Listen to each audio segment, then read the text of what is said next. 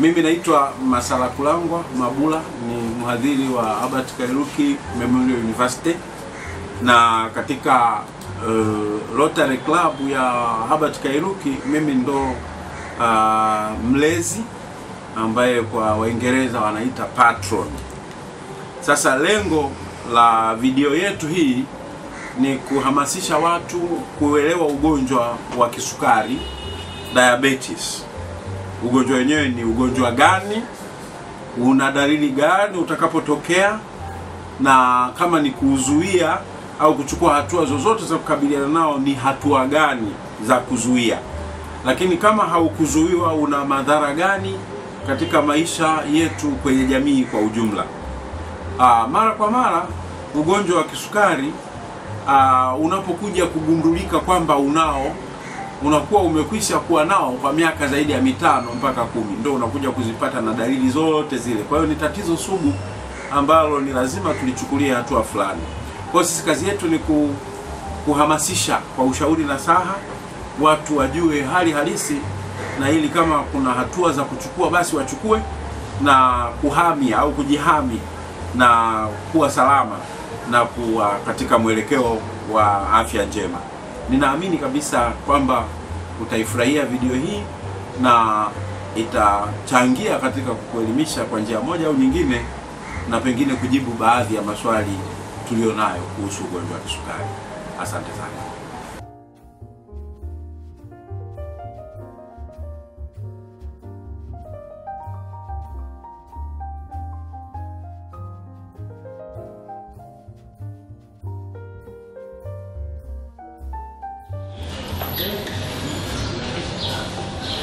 Takwimu za ugonjwa wa kisukari.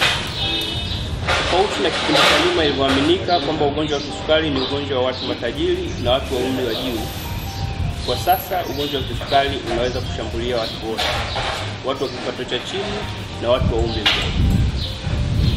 Kwa mfano, kwa mwaka 2013 pekee, takwimu zinaonyesha kwamba watu zaidi ya milioni 380 walikuwa wameathirika na ugonjwa wa kisukari.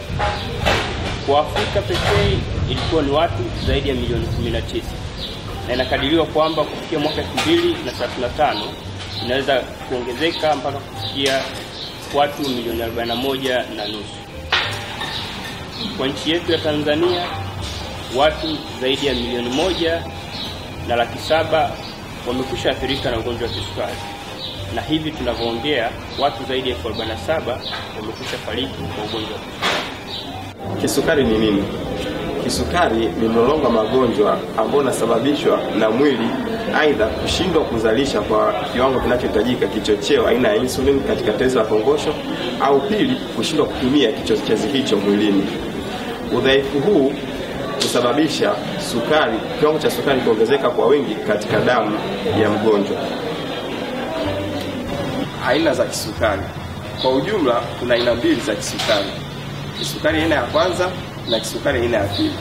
Kisukari aina ya kwanza hushambulia zaidi watoto chini ya umri wa miaka 18, na aina hii ya kisukari husababishwa na mwili kushindwa kuzalisha kwa kiwango kinachohitajika kichocheo aina ya insulin, na jambo hili husababishwa na magonjwa yanayoshambulia kongosho na pia sumu katika mwili.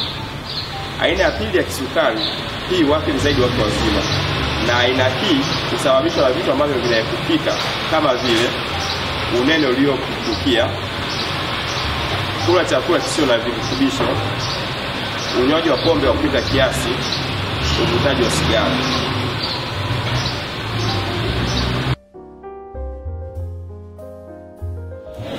Dalili za ugonjwa wa kisukari. Mgonjwa anaweza kuhisi na kuonyesha dalili tofauti, na wakati mwingine mgonjwa anaweza asihisi wala kuonyesha dalili zozote. Baadhi ya dalili hizi ni pamoja na kusikia kiu kwa mara nyingi zaidi, kukojoa kwa mara nyingi na kutoa mkojo mwingi, kusikia njaa zaidi ya kawaida, mwili kuchoka, kupungua uzito, vidonda kuchelewa kupona na kadhalika.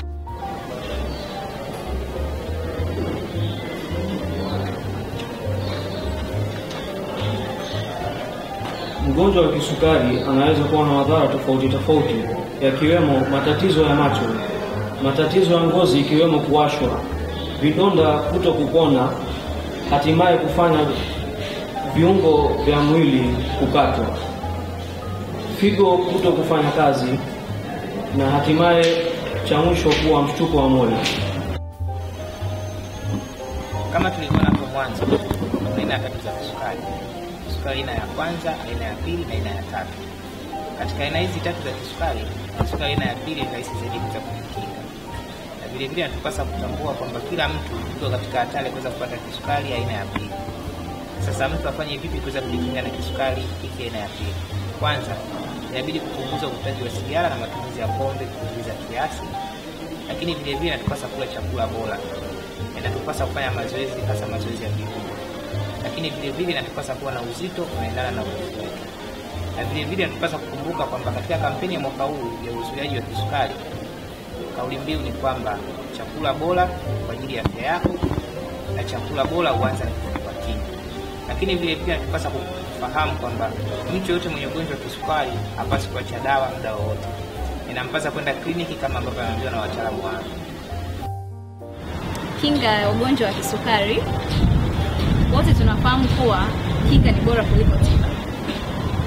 Njia pekee ya kujikinga na ugonjwa wa kisukari ni kutambua kwamba kila mmoja wetu yupo katika hatari ya kupata. Kufuata kanuni za afya ni jambo muhimu sana. Watu wanashauriwa kuacha kuvuta sigara, kufanya mazoezi ya viungo mara kwa mara, kuwa na uzito unaoendana na urefu, na kula chakula bora.